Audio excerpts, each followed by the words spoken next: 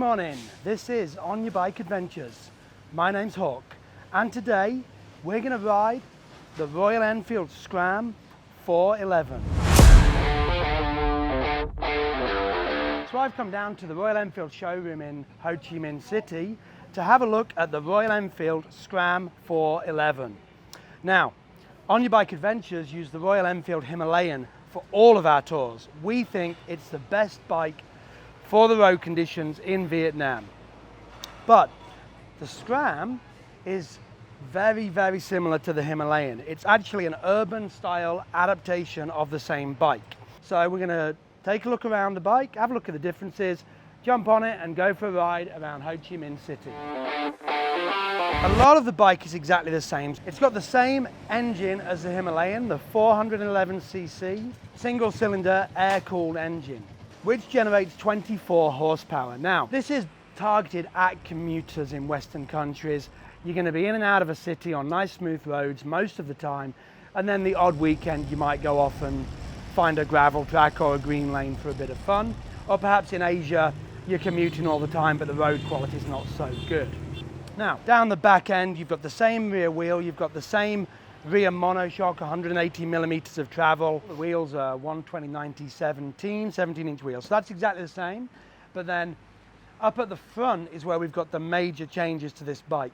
You've got a smaller and yet wider front wheel. So the Himalayan's got a 21-inch, 90-centimeter front wheel. This bike, 19 and 100 millimeter wide. So you would expect this to be slightly better at handling in traffic, slower speeds around a city, which is good. You might also find though that it's a little bit less handleable on bumpy off-road tracks. So we'll have to try and test that out later. I'm not sure how that's going to feel, but 21 down to 19, quite a significant move. The front forks are actually the same forks, but with a little bit less, 190 millimeters of travel compared to 200 millimeters on the Himalayan.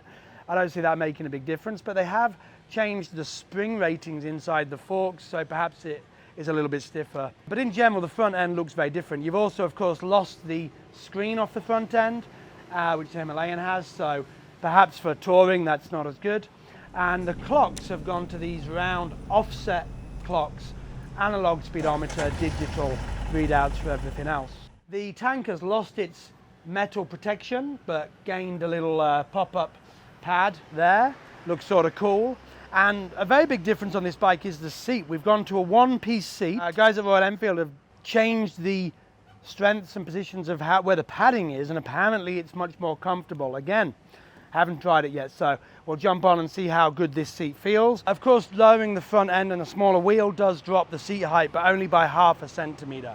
If you are a shorter person looking to come to Vietnam, we have lowering kits that we use for our Himalayans, so we can actually lower our seats by up to 5 centimeters for those people that have shorter legs. Other thing about this bike, just to mention, is it doesn't come with a center stand. That is an optional extra, and it doesn't come with a luggage rack, which is also an optional extra. I feel like even if you're a commuter, you would want some sort of luggage rack, and if you're anyone that's going to do your own maintenance on your bike, even an oil change, you need a center stand. So it's sort of strange not to put those on. In terms of off-road capabilities, we've no longer got the ability to switch off the ABS. So we've still got ABS front and back. On the newer Himalayans, you can switch that off when you wish to. On the Scram, it's on all the time unless you pull the fuse out, which you're probably not going to want to do too often. Big change is the color schemes, the style and the colors of these bikes are much brighter, more interesting, possibly aimed at a younger audience. The price point is fairly similar. I think the Scram is a little bit cheaper, but not significant. But I'm looking forward to jumping on and getting a ride. So, time for me to shut up and get on your bike.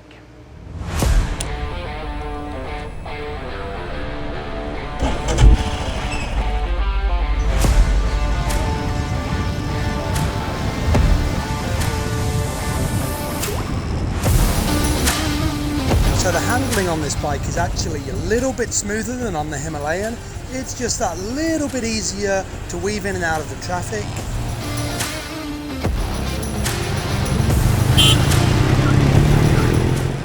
This city has over 10 million people living here, and they reckon over 6 million motorbikes. So if you're going to test ride a commuter bike, this is the best place to do it.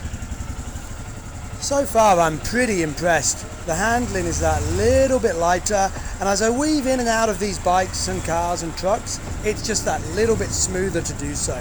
Although, to be honest, I've never had a problem with the Himalayan.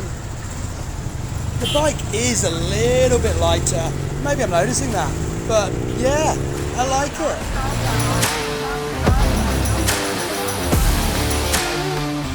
I'm enjoying riding this bike around the city. It's nice and light and nimble. I think I look pretty cool on it. And certainly weaving in and out of the traffic is feeling very easy and no complaints. Now, as for the seat, is it more comfortable?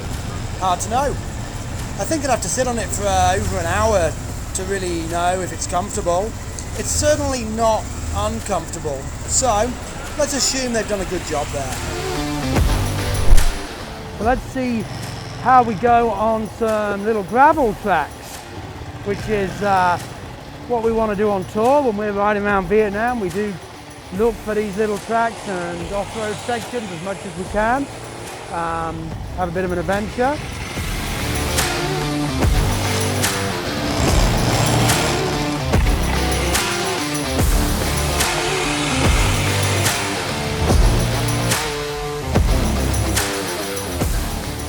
Well, we found a little bit of open road without any traffic, so let's ramp it up the gears and see how it feels.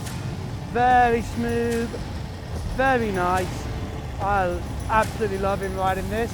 But out on the open roads here, on the outskirts of the city, very smooth, very nice ride, very comfortable. Well, that was a great ride. In general, this handles pretty well. In the city traffic, it was certainly a little bit easier to maneuver than the Himalayan.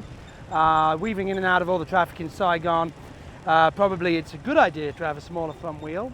Although when we go on tour, we don't really go into the center of Saigon. We try and avoid big city traffic and just stick to the adventurous countryside and mountains. Out on the open bit of road that we found, it felt very smooth, got up to a decent speed pretty quickly.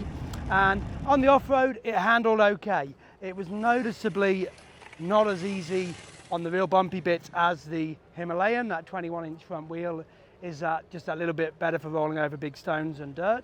But it wasn't bad at all. Felt fine. Certainly if you're not doing too serious off-road too often and you are commuting a lot in cities, this might be the right choice for you. Overall, yeah, it looks good, feels good. The seat is comfortable. I don't know if it's better than the Himalayan, but it is comfortable. And I think if you buy this bike, you're going to be very happy. We're going to stick to the Himalayans though for all of our tours. We think it is the best bike for the country, and there's a lot of extra features for touring that this bike doesn't have, with the crash protection, the luggage racks, screen, and the bigger front wheel. So that's what I think of the Royal Enfield Scram 411. Had a great day, loved it, but I won't be buying one. I'll be sticking to Himalayans for now.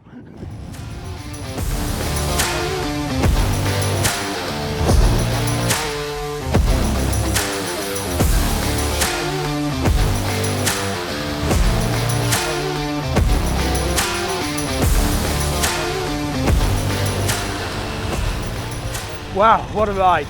That was great. That's all we've got time for today. I hope you liked the video. If you did, give me a thumbs up. And guys, if you want to know more about Vietnam, if you love motorbikes or you just need to see more of me, hit that subscribe button, stay up to date with all of our latest videos. So thanks for watching. Time for me to shut up and get on your bike.